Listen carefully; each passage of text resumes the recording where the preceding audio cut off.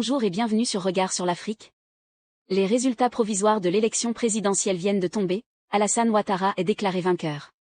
Mais cette annonce ne passe pas inaperçue. Le PPACI et le PDCI, réunis au sein d'un front commun, dénoncent ce qu'ils appellent un coup d'État électoral. Dans cette vidéo, découvrons ensemble le contenu et les enjeux de leur communiqué conjoint. Déclaration conjointe du Front commun PPACI, PDCI, RDA du 26 octobre 2025. Le Front commun tient à exprimer sa profonde indignation et sa grande tristesse face aux événements du 25 octobre 2025. Ce qui s'est déroulé ce jour-là n'a rien d'une élection démocratique. Ce fut un coup d'État civil. Un braquage électoral méthodiquement organisé, à ciel ouvert, au mépris du droit, de la démocratie et de la volonté souveraine du peuple. Comme nous l'avions dénoncé à plusieurs reprises, le régime a érigé l'exclusion, la manipulation, la répression, la peur et le refus systématique du dialogue en stratégie électorale. Dans un pays normal, une élection est l'expression libre du peuple.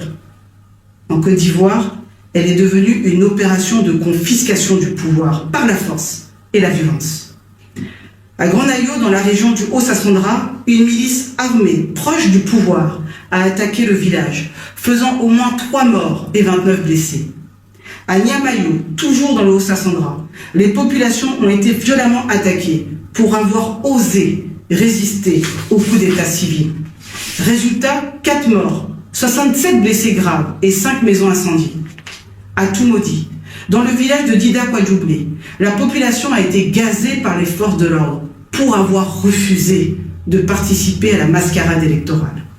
Et que dire du jeune Guessant Kwadjo Richard, 13 ans seulement, tué par balle, alors qu'il n'était mêlé d'aucune manière à une quelconque manifestation.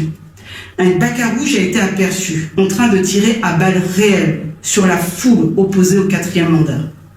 Un enfant ivoirien est mort. Et le silence du régime est assourdissant. Ces faits ne sont que quelques exemples, parmi tant d'autres.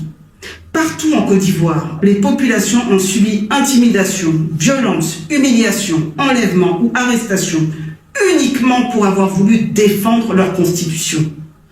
Le Front commun présente ses condoléances les plus attristées aux familles endeuillées et exprime sa compassion profonde aux blessés et à leurs proches.